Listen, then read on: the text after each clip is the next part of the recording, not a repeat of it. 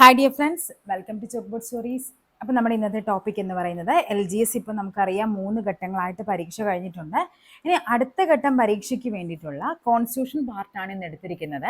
Already നമ്മൾ സയൻസിൻ്റെ പോർഷനൊക്കെ already ചെയ്തിട്ടുണ്ട്, അതേപോലെ തന്നെ ഹിസ്റ്ററി പോർഷനും ഒക്കെ നമ്മൾ കവർ ചെയ്തതാണ്. അപ്പോൾ ഇന്ന് വന്നിരിക്കുന്നത് കോൺസ്റ്റിറ്റ്യൂഷൻ, അതായത് നമുക്കറിയാം കോൺസ്റ്റിറ്റ്യൂഷനുമായി ബന്ധപ്പെട്ട് നമുക്ക് 5 മാർക്കാണുള്ളത്. ആ ഒരു 5 മാർക്കും കിട്ടാനായിട്ട് നിങ്ങൾ ഏകദേശം ഒരു 4ഓളം, അതായത് നമ്മുടെ പുതിയ ടെക്സ്റ്റ് ബുക്ക്, നമുക്കറിയാം ടെക്സ്റ്റ് ബുക്ക് മാറിയത് വെച്ചിട്ട് പുതിയ ടെക്സ്റ്റ് ബുക്കിൽ നിങ്ങൾ പഠിക്കേണ്ടത് ഒരു 4ഓളം ചാപ്റ്റേഴ്സ് ആണ്. ഓക്കെ, എക്സാമിന് പോകുന്ന മുമ്പ് അതൊന്ന് വായിച്ചിട്ടെങ്കിലും പോകുന്ന നല്ലതായിരിക്കും. അതായത് നമ്മുടെ 5ാം ക്ലാസ്സിലെ ആദ്യത്തെ ചാപ്റ്റർ എന്ന് പറയുന്ന 5ാം ക്ലാസ്സിലെ 6ാമത്തെ ചാപ്റ്റർ ആണ്. ഓക്കെ, അതേപോലെ 7ാം ക്ലാസ്സിലെ 3ാമത്തെ ചാപ്റ്ററും അതേപോലെ 8ാമത്തെ ചാപ്റ്ററും, പിന്നെ വരുന്നത് 9ാം ക്ലാസ്സിലെ 4ാമത്തെ ചാപ്റ്ററും അതേപോലെ തന്നെ 7ാമത്തെ ചാപ്റ്ററും. ഇത്രയും ചാപ്റ്റേഴ്സ്, ഈ പറയുന്ന ഈ ഒരു 5 ചാപ്റ്റേഴ്സ് എന്ത് ചെയ്യണം, വായിച്ചിട്ട് വേണം നിങ്ങൾ എക്സാമിന് ഈ ഒരു കോൺസ്റ്റിറ്റ്യൂഷൻ്റെ പാർട്ട് ഒന്ന് പഠിച്ചിട്ട് നിങ്ങൾ ഓൾറെഡി പഠിച്ചതായിരിക്കുമല്ല. അപ്പൊ എന്ത് ചെയ്യുക, ഈ ഒരു പോർഷൻ കൂടി വായിച്ചു കഴിയുമ്പോഴേക്കും നമുക്ക് ഈ ഒരു ഓർഡറിൽ തന്നെ വായിച്ചു പോകുന്നതായിരിക്കും നല്ലതൊരു ഐഡിയ കിട്ടും.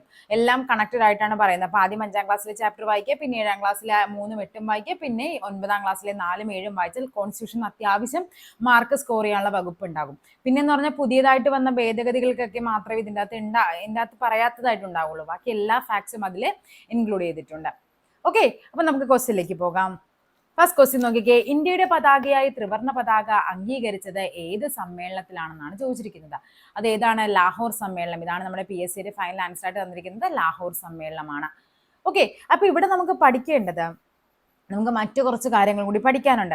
നമുക്കറിയാം എന്നാണ് ഭരണഘടനാ നിർമ്മാണ സഭ ഈ പതാകയെ അംഗീകരിച്ചത്. അത് 1947 ജൂലൈ 22-നാണ് ഭരണഘടനാ നിർമ്മാണ സമിതി ഈ പറയുന്ന ത്രിവർണ്ണ പതാകയെ അംഗീകരിക്കുന്നത്. അതേപോലെ തന്നെ പഠിക്കേണ്ട മറ്റൊരു തീയതിയാണ് എന്ത്? Flag code. ഫ്ലാഗ് കോഡ് എന്നാണ് നിലവിൽ വന്നത്? അത് 2002 ജനുവരി 26-നാണ് ഫ്ലാഗ് കോഡ് നിലവിൽ വന്നത്. അതായത് നമുക്കറിയാം L/B, അതായത് ലെങ്ത്തും ബ്രെഡ്ത്തും തമ്മിലുള്ള റേഷ്യോ എന്ന് പറഞ്ഞാൽ എത്രയാണ്? 3:2 ആവണം. ഇത് ഇങ്ങനെ തന്നെ പഠിക്കണം. 3 എന്ന് പറയുന്നത് നീളവും 2 എന്ന് പറയുന്ന വീതിയും ആണെന്ന് തന്നെ പഠിക്കണം. അത് ചിലപ്പോൾ തിരിച്ചും മറിച്ചും ഒക്കെ ചോദിക്കാം. വീതിയും നീളവും തമ്മിലുള്ള അംശബന്ധം എന്നും പറഞ്ഞ് ചോദിക്കാറുണ്ട്. അപ്പൊ 2:3 വേണം എഴുതാനായിട്ട്. അതേപോലെ നമുക്കറിയാം ഈ പറയുന്ന ഫ്ലാഗ്, നമ്മുടെ ത്രിവർണ്ണ പതാക ഉണ്ടാക്കാനായിട്ടുള്ള ഒരു ഏജൻസി ഉണ്ട്. ഏതാണ് അംഗീകൃത ഏജൻസി എന്ന് പറയുന്നത്? ഹൂബ്ലി എന്ന് പറഞ്ഞാൽ എവിടെയാണ്? കർണാടക. അപ്പൊ കർണാടകയിലാണ് ഹൂബ്ലി. അപ്പൊ ഹൂബ്ലി എവിടെയാണ്? ഹൂബ്ലി ആണെങ്കിലാണത് എവിടെ? കൊൽക്കത്തയിൽ വരുന്നത്. തിരിഞ്ഞു പോകരുത്. ഹൂബ്ലി എവിടെയാണ്? ഈ പറയുന്ന നമ്മുടെ കർണാടകയിലാണ്.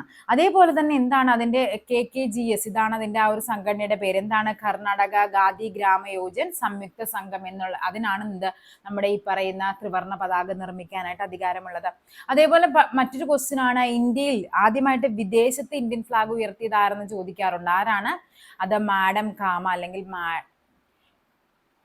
വിദേശത്ത് ഉയർത്തിയത് മാഡം ഭിക്കാജി കാമയാണ്. എന്ത്? വിദേശത്ത് ആദ്യമായിട്ട് എന്ത് നമ്മുടെ ഈ പറയുന്ന ദേശീയ പതാക ഉയർത്തിയത്. അപ്പൊ പഠിക്കേണ്ട ഫാക്ട്സ് ഇത്രയൊക്കെയാണ്. ഏറ്റവും ബേസിക് ആയിട്ട് അറിയേണ്ട കാര്യങ്ങളാണ്. 47 ജൂലൈ 22-നാണ് ഇത് അംഗീകരിക്കുന്നത്. ഫ്ലാഗ് കോഡ് നിലവിൽ വന്നത് 2002 ജനുവരി 26-നാണ്. 3:2 അതേപോലെ ഹൂബ്ലി കർണാടകയാണ്. അതേപോലെ വിദേശത്ത് ഉയർത്തിയത് മാഡം ഭിക്കാജി കാമയാണെന്നുള്ളത്. ഓക്കെ, നെക്സ്റ്റ് ക്വസ്റ്റ്യൻ നോക്കാം. ഇന്ത്യൻ ഭരണഘടനയുടെ ആമുഖം തയ്യാറാക്കിയത് ആമുഖം ആരാണ്? ഇത് കഴിഞ്ഞ പരീക്ഷയ്ക്കും ചോദിച്ചിട്ടുണ്ടായിരുന്നു. LGS സെക്കൻഡ് ഫേസിലും ചോദിച്ചിട്ടുണ്ടായിരുന്നു. ഈ പറയുന്ന തേർഡ് ഫേസിലും ചോദിച്ചിട്ടുള്ള റിപ്പീറ്റഡ് ക്വസ്റ്റ്യൻ ആണ്. ആരാണ്? ജവഹർലാൽ നെഹ്റു. നമുക്കറിയാം ജവഹർലാൽ നെഹ്റുവിന്റെ എന്താണ്? ലക്ഷ്യപ്രമേയമാണ് എന്തായിട്ട് മാറിയത്?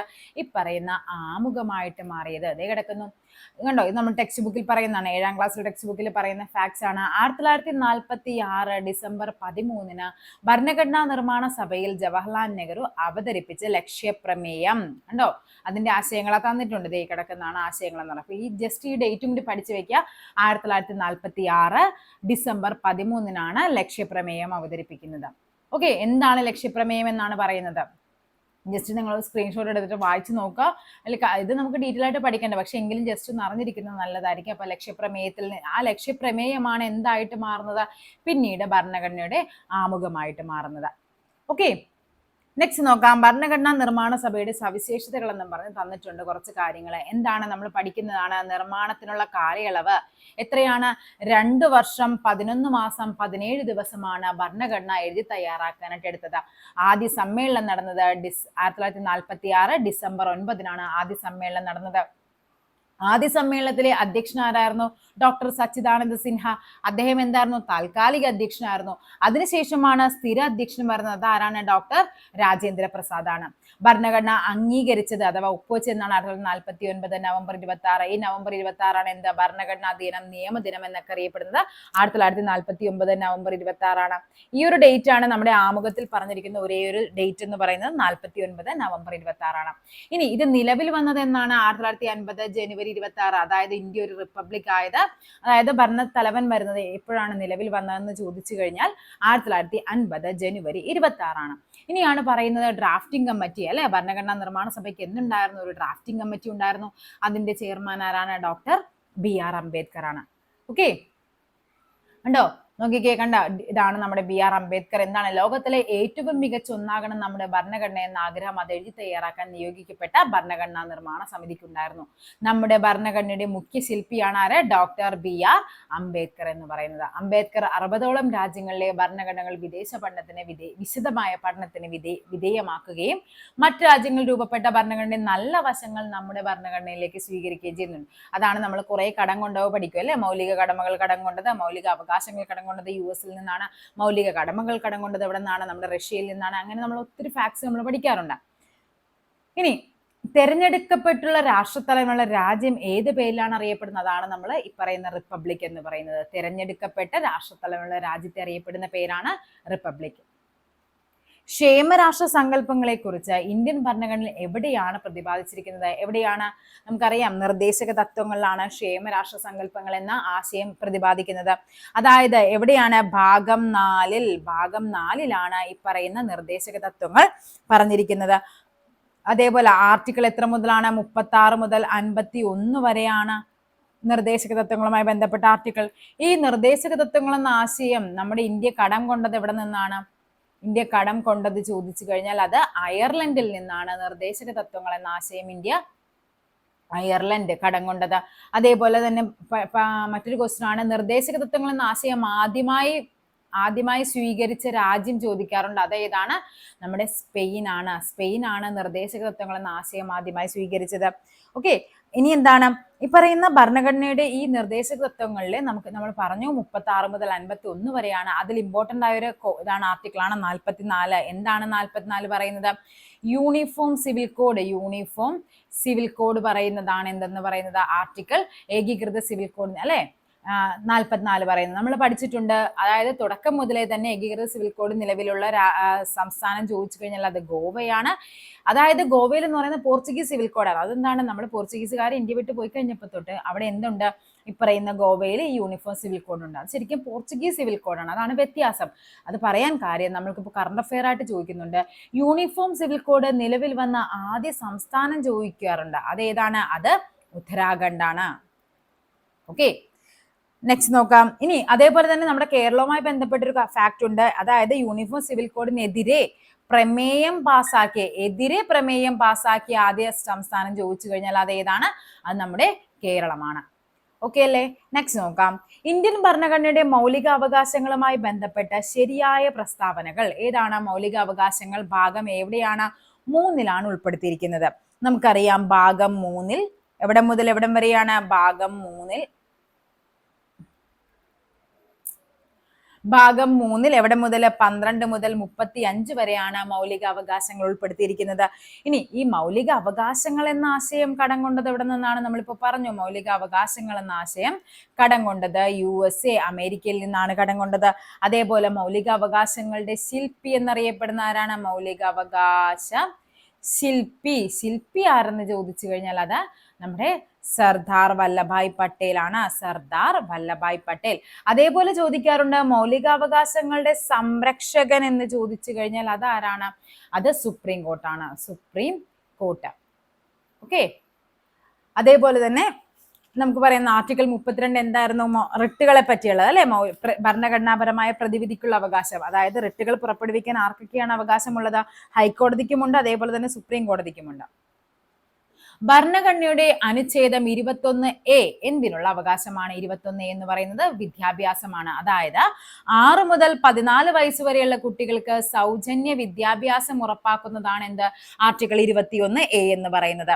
അതായത് ഇത് പാസ്സാക്കിയത് എന്നാണ്? 2009 ഓഗസ്റ്റ് 4 ഇത് പാസ്സാക്കുന്നത്. നമ്മുടെ റാങ്ക് ഫയലിലേക്ക് 26 കിടക്കുന്നത്, പക്ഷെ ടെക്സ്റ്റ് ബുക്കിലും നമ്മുടെ എന്താണ് ഒഫീഷ്യൽ സൈറ്റിലേക്ക് ഓഗസ്റ്റ് 4 കിടക്കുന്നത്.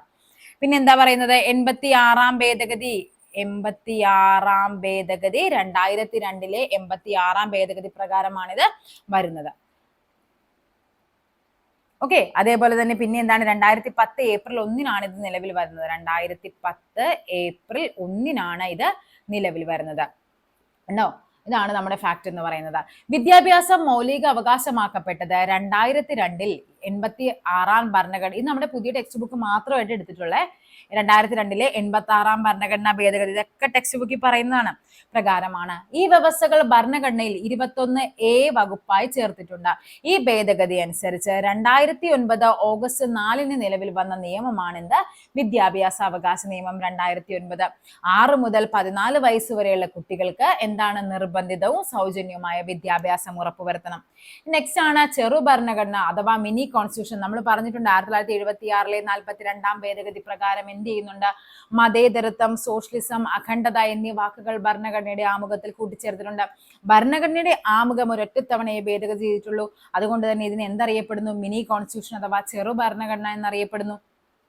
ഓക്കെ, അതേപോലെ ഒത്തിരി മാറ്റങ്ങൾ ഈ ഒരു 42 ഭേദഗതി പ്രകാരം ഒത്തിരി കാര്യങ്ങൾ അവിടെ കൊണ്ടുവന്നിട്ടുണ്ട്. അപ്പൊ ഒറ്റത്തവണയെ നമ്മുടെ ആമുഖം ഭേദഗതി ചെയ്തിട്ടുള്ളൂ. അത് ഏതാണ്? 76 42 ഭേദഗതി പ്രകാരം കൂട്ടിച്ചേർത്ത വാക്കുകളാണ് എന്ത്? മതേതരത്വം, സോഷ്യലിസം, അഖണ്ഡത എന്നുള്ളത്.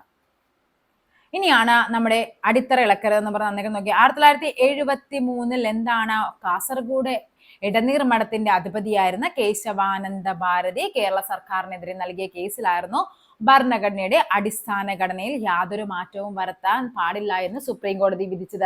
കേശവാനന്ദ ഭാരതി കേസ് എന്നും പറഞ്ഞ് നമ്മൾ പഠിക്കാറുണ്ട്. അത് ഏത് വർഷമാണ്? 73. അതിലാണ് എന്താ? ഭരണഘടന അടിസ്ഥാന ഘടനയിൽ എന്താണ്? നമ്മൾ എന്തൊക്കെ ഭേദഗതി വരുത്തിയാലും അതിന്റെ ഒരു ബേസിക് സ്ട്രക്ചർ ഉണ്ട്, നമ്മൾ അതിനൊരിക്കലും മാറ്റം വരുത്താൻ പാടില്ല എന്ന് സുപ്രീം കോടതി വിധിക്കാൻ കാരണമായ കേസ്, അല്ലെങ്കിൽ ഭരണഘടന അടിസ്ഥാന ഘടനയെ പറ്റി പ്രതിപാദിക്കുന്ന കേസ് എന്ന് ചോദിച്ചു കഴിഞ്ഞാൽ ഏതാണ്? കേശവാനന്ദ ഭാരതി കേസാണ്.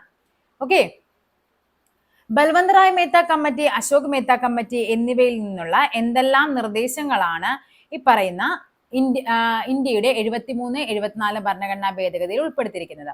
ത്രിതല പഞ്ചായത്ത് സംവിധാനമുണ്ട്. പഞ്ചായത്ത് സ്ഥാപനങ്ങൾക്ക് ഭരണഘടനാ സാധുതയുണ്ട്.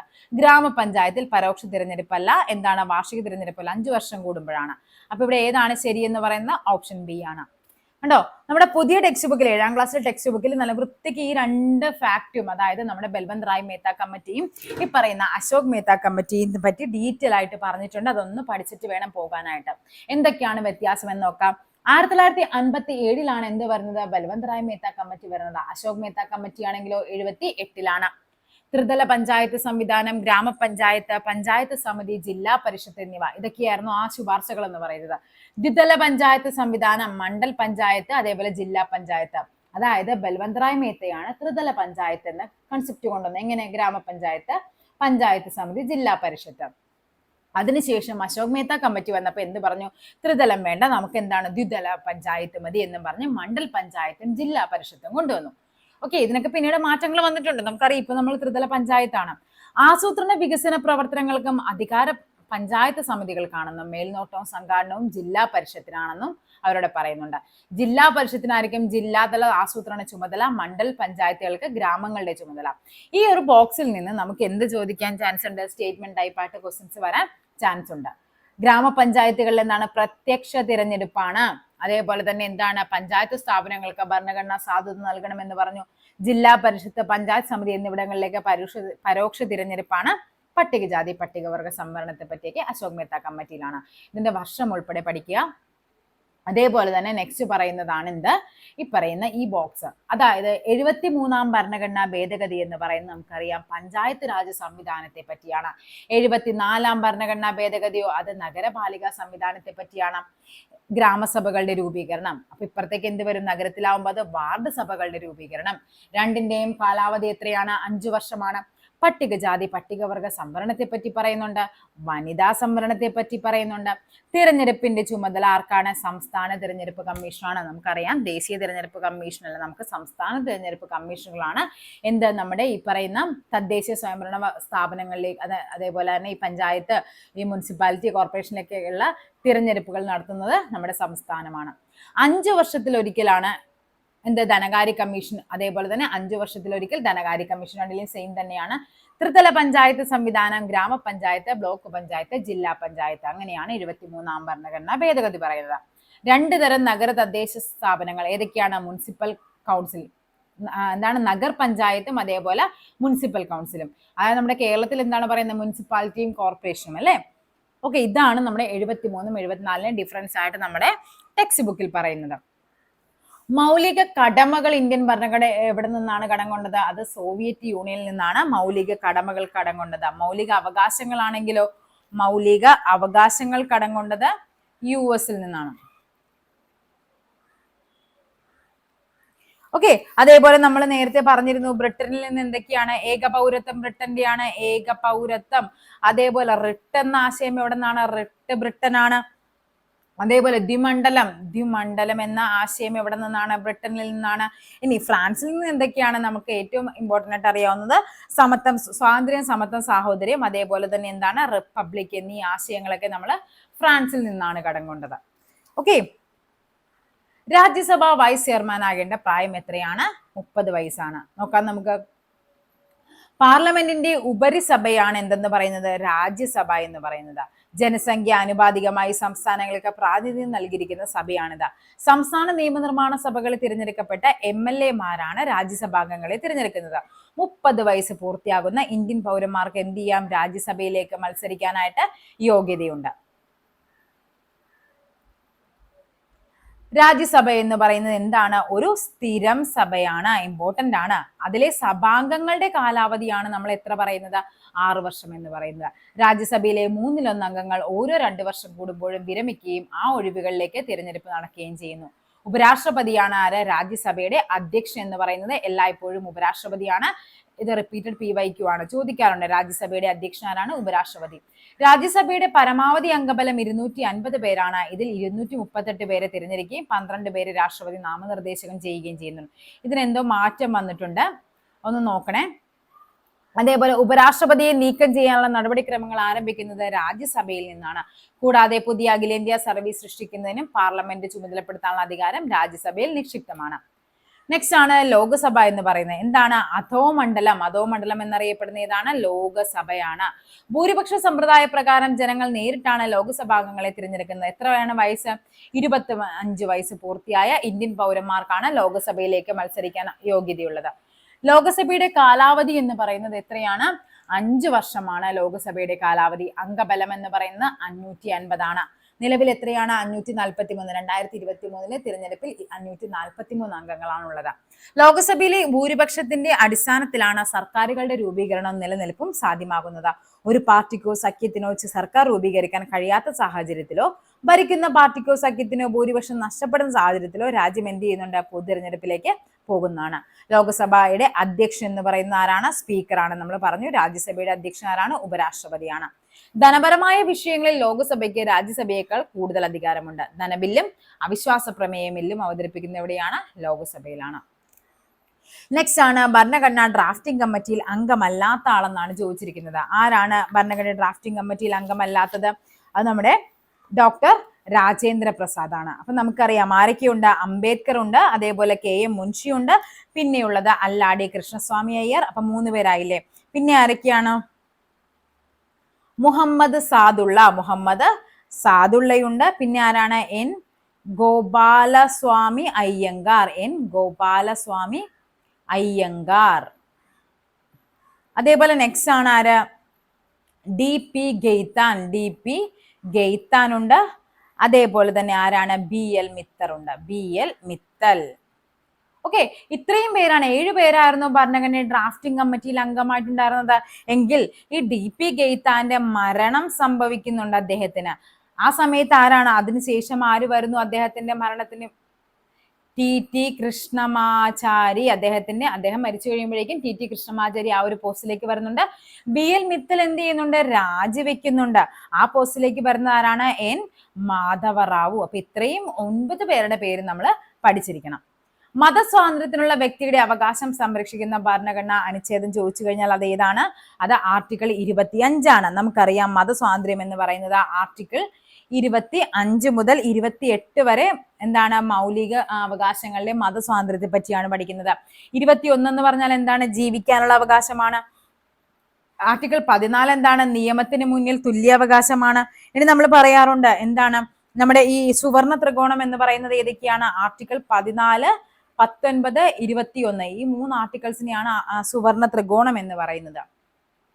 ഇന്ത്യൻ ഭരണഘടനയുടെ ആമുഖം എഴുതി തയ്യാറാക്കിയത് ആരാണ്? ജവഹർലാൽ നെഹ്റു ആണ്. ഓക്കെ, ഇന്ത്യൻ ഭരണഘടനയുടെ അവസാനത്തെ ഭേദഗതിയാണ് എന്തെന്ന് പറയുന്നത്? അവസാന ഭേദഗതിയായിട്ട് വന്നത് നിയമസഭകളിലെ സ്ത്രീ സംവരണവുമായി ബന്ധപ്പെട്ടതാണ്. അതായത് 106 ഭേദഗതിയാണ് 2023 106 ഭേദഗതി. പിന്നെ എന്താണ് അതിന്റെ പ്രത്യേകത? പുതിയ പാർലമെന്റിൽ നടപ്പിലാക്കിയ ആദ്യത്തെ നിയമമാണ്, ആദ്യത്തെ ഭേദഗതി നിയമമാണ്. എന്ത്? പുതിയ പാർലമെന്റിൽ പാസാക്കിയ ആദ്യ നിയമമാണ്. അതിന്റെ പേരാണ് എന്ത്? നാരി ശക്തി വന്ദൻ അധിനിയം. നാരി ശക്തി വന്ദൻ അധിനിയം എന്ന് പറയുന്നതാണ് അതിന്റെ പേര്. അതായത് എന്താണ്? 33% സ്ത്രീ സംവരണവുമായി ബന്ധപ്പെട്ടതാണ്. ഇത് ആരാണ് അവതരിപ്പിച്ചത്? ഇത് അവതരിപ്പിച്ചത് അർജുൻ റാം മെഘ്വാൾ എന്ന വ്യക്തിയാണ് എന്ത്, നമ്മുടെ പാർലമെന്റിൽ ഈ ഒരു ഭേദഗതി ബില്ല് അവതരിപ്പിക്കുന്നത്. സ്വതന്ത്രാനന്തര നാട്ടുരാജ്യങ്ങളെ ഇന്ത്യൻ യൂണിയനിൽ ലയിപ്പിക്കുന്നതിന് സ്വീകരിച്ച മാർഗങ്ങൾ എന്തൊക്കെയായിരുന്നു? സൈനിക നടപടി ഉണ്ടായിരുന്നു, ലയന കരാർ ഉണ്ടായിരുന്നു, അനുരഞ്ജനം ഉണ്ടായിരുന്നു. നമ്മൾ ഡീറ്റെയിൽ ആയിട്ട് ടെക്സ്റ്റ് ബുക്കിൽ ഫാക്റ്റുമായിട്ട് നമ്മൾ കഴിഞ്ഞ ക്ലാസ്സിൽ പറഞ്ഞതാണ്. അപ്പോൾ എന്ത് വരും? ഓപ്ഷൻ 1, 2, 3 വരും. ഭരണഘടന ഉറപ്പു നൽകുന്ന മൗലിക അവകാശങ്ങളിൽ നിന്നും പിന്നീട് നീക്കം ചെയ്ത് എന്താണ്? സ്വത്ത് സമ്പാദനത്തിലുള്ള അവകാശം. അതിപ്പോൾ എവിടെയാണ്? 300A അതായത് സ്വത്ത് സമ്പാദിക്കാനുള്ള അവകാശം എന്നത് മൗലിക അവകാശങ്ങളിൽ നിന്ന് മാറ്റി അതിപ്പോ എന്താണ്? ഒരു നിയമ അവകാശമാണ്. ഇന്ത്യൻ ഭരണഘടനയിൽ ബാലവേല നിരോധിക്കുന്നതിനുള്ള ആർട്ടിക്കിളാണ് ആർട്ടിക്കിൾ 24 ബാലവേല നിരോധിക്കുന്നത്. ലോക ബാലവേല ദിനം എന്നാണ്. അത് ജൂൺ 12 ലോക ബാലവേല ദിനം. ഓക്കെ, നെക്സ്റ്റ് ക്വസ്റ്റ്യൻ നോക്കാം. ഭരണഘടന ഉറപ്പ് നൽകുന്ന മൗലിക അവകാശങ്ങൾ നിഷേധിക്കപ്പെട്ടാൽ സമീപിക്കാവുന്ന കോടതി സുപ്രീം കോടതി. നമുക്കറിയാം സുപ്രീം കോടതി ഉണ്ട്, ഹൈക്കോടതി ഉണ്ട്. നോക്കിക്കേ, 1, 2 എന്ന് പറഞ്ഞ ഓപ്ഷൻ ഇല്ല. പക്ഷേ മൂന്നാമത്തേൽ എന്താ തന്നിരിക്കുന്നത്? സുപ്രീം കോടതി, ഹൈക്കോടതി എന്ന് പറയുന്ന ഒരു ഓപ്ഷൻ തന്നിട്ടുണ്ട്. സോ ഓപ്ഷൻ സി 3 മാത്രമാണ് ഇവിടെ ശരിയായിട്ട് വരുന്നത്.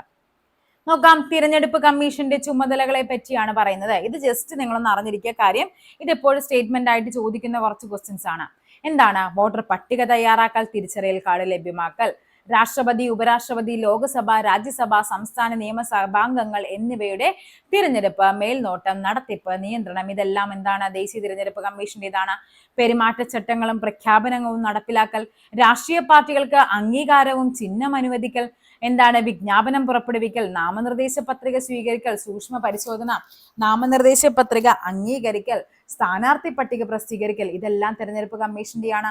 വോട്ടെടുപ്പ്, വോട്ടെണ്ണൽ, തീയതികൾ നിശ്ചയിക്കൽ, ഫലപ്രഖ്യാപനവും തർക്കങ്ങൾ പരിഹരിക്കലും, തിരഞ്ഞെടുപ്പിന്റെ ചെലവ് പരിശോധിക്കലും തുടർ നടപടികൾ സ്വീകരിക്കലും ഇതൊക്കെയാണ് തിരഞ്ഞെടുപ്പ് കമ്മീഷന്റെ ചുമതലകളായിട്ട് വരുന്നത്. നെക്സ്റ്റ് ആണ് പട്ടികജാതി പട്ടികവർഗ കമ്മീഷനുകളുടെ ചുമതലകൾ എന്നുള്ളത്. എന്താണ്? പട്ടികജാതി പട്ടികവർഗ വിഭാഗങ്ങൾക്കെതിരെയുള്ള അതിക്രമങ്ങളുമായി ബന്ധപ്പെട്ട പരാതികൾ അന്വേഷിക്കുക, SC/ST വിഭാഗങ്ങളുടെ ക്ഷേമം, സംരക്ഷണം, ഉന്നമനം എന്നിവ ലക്ഷ്യമാക്കിയുള്ള പ്രവർത്തനങ്ങൾ നടത്തുക, SC/ST വിഭാഗങ്ങൾ നേരിടുന്ന വെല്ലുവിളികൾ പരിഹരിക്കുന്നതിനുള്ള മാർഗനിർദ്ദേശങ്ങൾ സർക്കാരിന് സമർപ്പിക്കുക, SC/ST ക്ഷേമത്തിനായുള്ള ഭരണഘടനാ വ്യവസ്ഥകളും നിയമങ്ങളും കാര്യക്ഷമമായി നടപ്പിലാക്കുക. ഓക്കെ, ഇത്രയുമാണ് പട്ടികജാതി പട്ടികവർഗ കമ്മീഷന്റെ ചുമതലകൾ എന്ന് പറയുന്നത്. നെക്സ്റ്റ് ആണ് ദേശീയ പിന്നാക്ക വിഭാഗ കമ്മീഷന്റെ ചുമതലകൾ. എന്താണ്? പിന്നോക്ക വിഭാഗങ്ങളുടെ ക്ഷേമത്തിനായുള്ള വിവിധ സംവിധാനങ്ങളെ, പ്രവർത്തനങ്ങളെ സംബന്ധിച്ച് റിപ്പോർട്ടുകൾ സർക്കാരിന് കൊടുക്കുക, പിന്നോക്ക വിഭാഗങ്ങൾ നേരിടുന്ന അതിക്രമങ്ങൾക്കെതിരെ നടപടികൾ സ്വീകരിക്കുന്നതിനും അതിനെന്താണ് നീതി ഉറപ്പാക്കുന്നതിനുള്ള ശുപാർശകൾ നൽകുക. കണ്ടോ, എഴുതിയിരിക്കുന്നത് കണ്ടോ? ശുപാർശ. നമ്മൾ പറഞ്ഞു ശുപാർശയല്ല, ശുപാർശയാണ്. ഇനി എന്താണ്? പിന്നോക്ക പദവി സംബന്ധിച്ച ആവശ്യങ്ങൾ പരിശോധിച്ച് വേണ്ട നിർദ്ദേശങ്ങൾ സർക്കാരിന് സമർപ്പിക്കുക. പിന്നോക്ക വിഭാഗങ്ങൾക്കായുള്ള ഭരണഘടനാ വ്യവസ്ഥകളും നിയമങ്ങളും ഒക്കെ കാര്യക്ഷമമായി നടപ്പിലാക്കുക. നെക്സ്റ്റ് ആണ് ദേശീയ മനുഷ്യാവകാശ കമ്മീഷന്റെ ആസ്ഥാനം എവിടെയാണ്? ന്യൂഡൽഹിയാണ്. ചുമതലകൾ എന്തൊക്കെയാണ്? ഇതൊക്കെ മിക്കപ്പോഴും സ്റ്റേറ്റ്മെന്റ് ആയിട്ട് ചോദിക്കുന്നതാണ്. മനുഷ്യാവകാശ ലംഘനം സംബന്ധിച്ച പരാതികളിൽ അന്വേഷണം നടത്തുക. മനുഷ്യാവകാശ ലംഘനം സംബന്ധിച്ച കോടതികളിൽ കക്ഷി ചേരുക. ഇനി എന്താണ്? ജയിലുകൾ, പുനരധിവാസ കേന്ദ്രങ്ങൾ മുതലായവ സന്ദർശിച്ച പരിഷ്കരണ നിർദ്ദേശങ്ങൾ സമർപ്പിക്കുക. മനുഷ്യാവകാശ പരിരക്ഷാ സംവിധാനങ്ങളുടെ നിർവഹണവും ഫലപ്രാപ്തിയും വിലയിരുത്തി നിർദ്ദേശങ്ങൾ നൽകുക. മനുഷ്യാവകാശത്തെ സംബന്ധിച്ച അന്തർദേശീയ കരാറുകൾ, പ്രഖ്യാപനങ്ങൾ തുടങ്ങിയവ വിശകലനം ചെയ്ത് നടപടികൾ സ്വീകരിക്കുക.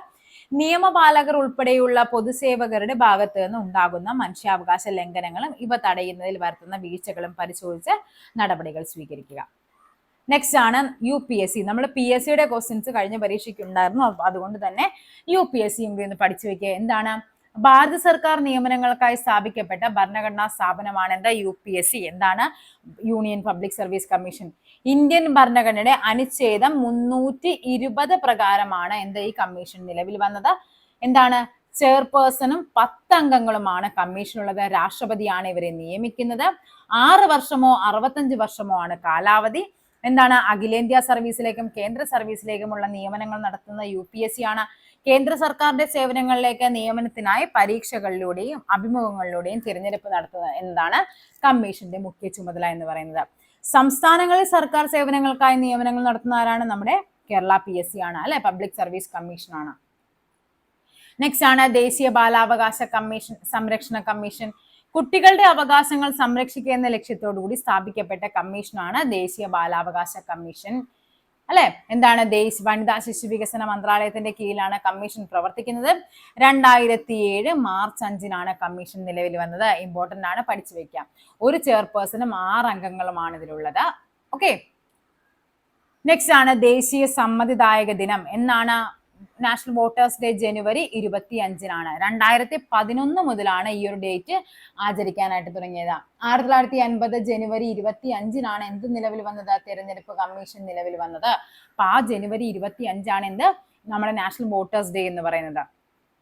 തിരഞ്ഞെടുപ്പ് കമ്മീഷന്റെ സ്ഥാപക ദിനം എന്ന നിലയിലാണ് ജനുവരി 25 ദേശീയ സമ്മതിദായക ദിനമായി ആചരിക്കാൻ തീരുമാനിച്ചത്. രാജ്യത്തെ എല്ലാ വോട്ടർമാരെയും തിരഞ്ഞെടുപ്പ് പ്രക്രിയയിൽ സജീവ പങ്കാളിയാക്കുന്നതിനും സമ്മതിദാനാവകാശം വിനിയോഗിക്കുന്നതിനും പ്രോത്സാഹിപ്പിക്കുന്നതിനുമാണ് എന്ത് ചെയ്യുന്നത്? ദേശീയ സമ്മതിദായക ദിനം ആചരിക്കുന്നത്. ഈ പേരൊന്ന് പഠിച്ചു വെക്കുക. വോട്ടേഴ്സ് ഡേ എന്ന് ചോദിക്കുമ്പോൾ ചിലപ്പോൾ അറിയാൻ പറ്റും, പക്ഷേ ഈ സമ്മതിദായക ദിനം എന്ന് പറയുന്നത് വോട്ടേഴ്സ് ഡേ തന്നെയാണെന്ന് അറിഞ്ഞു വെക്കുക. ജനുവരി 25 2011 മുതലാണ് ആചരിക്കുന്നത്. 1950 ജനുവരി 25 നമ്മുടെ തിരഞ്ഞെടുപ്പ് കമ്മീഷൻ നിലവിൽ വന്നതിന്റെ സ്മരണക്കായിട്ടാണ് എന്ത് ചെയ്യുന്നത്? ജനുവരി 25 നാഷണൽ വോട്ടേഴ്സ് ഡേ ആയിട്ട് ആചരിക്കുന്നത്. ഓക്കെ. ഇനി നമ്മുടെ ഇന്ത്യൻ ഭരണഘടനയുടെ ആമുഖം നമ്മുടെ കഴിഞ്ഞ പരീക്ഷയ്ക്ക് ചോദിച്ചിട്ടുണ്ടായിരുന്നു. ഭാരതത്തിലെ ഇന്ത്യൻ ഭരണഘടനയുടെ ആമുഖം ആരംഭിക്കുന്നത് എങ്ങനെയാണെന്ന്. എന്താണ്? ഭാരതത്തിലെ ജനങ്ങളായ നാം. ഈ ഒരു കോട്ടിംഗ് ആയിരുന്നു വന്നത്. അതേപോലെ അതിൽ പറയുന്ന പേരെന്താണ്? പസോം അല്ലെ, പസമജറി എന്ന് പറയത്തില്ല. എന്താണ്? പരമാധികാര, സോഷ്യലിസ്റ്റ്, ജനാധിപത്യ, മതേതരത്വ, ജനാധിപത്യ റിപ്പബ്ലിക്. സോഷ്യലിസ്റ്റ് എന്ന് പറഞ്ഞാൽ എന്താണ്? സ്ഥിതി സമത്വം. ഓക്കെ. അപ്പൊ എന്താണ്? പരമാധികാര, സ്ഥിതി സമത്വ, മതേതരത്വ, ജനാധിപത്യ റിപ്പബ്ലിക്. ഈ ഒരു ഓർഡറും മിക്ക പരീക്ഷകൾക്കും ചോദിക്കുന്നതാണ്, അതും കൂടി പഠിച്ചു വെക്കാം. ഇതാണ് നമ്മുടെ ഭരണഘടന ആമുഖത്തിന്റെ ആ ഒരു പേജ് എന്ന് പറയുന്നത്. കണ്ട, നമ്മുടെ ഭരണഘടനാ നിർമ്മാണ സഭയിൽ 1949 നവംബർ 26 ഇതിനാൽ ഭരണഘടനയെ സ്വീകരിക്കുകയും നിയമമാക്കുകയും നമുക്ക് തന്നെ പ്രദാനം ചെയ്യുകയും ചെയ്യുന്നു. ഇതാണ് ചോദിക്കാറുള്ളത്. ഭരണഘടനയുടെ ആമുഖത്തിൽ ഉൾപ്പെടുത്തിയിരിക്കുന്ന തീയതി ഏതെന്നുള്ളത്. ഏതാണ്? 49 നവംബർ 26. ഓക്കെ. അപ്പൊ ഈ 3 ഘട്ടവുമായിട്ടുള്ള എല്ലാ ക്വസ്റ്റ്യൻസും ഉൾപ്പെടുത്തിയിട്ടുണ്ട്. അത്യാവശ്യം കണക്റ്റഡ് ഫാക്ട്സും പറഞ്ഞിട്ടുണ്ട്. അടുത്തൊരു ടോപ്പിക്കുമായി വീണ്ടും കാണാം. Thank you.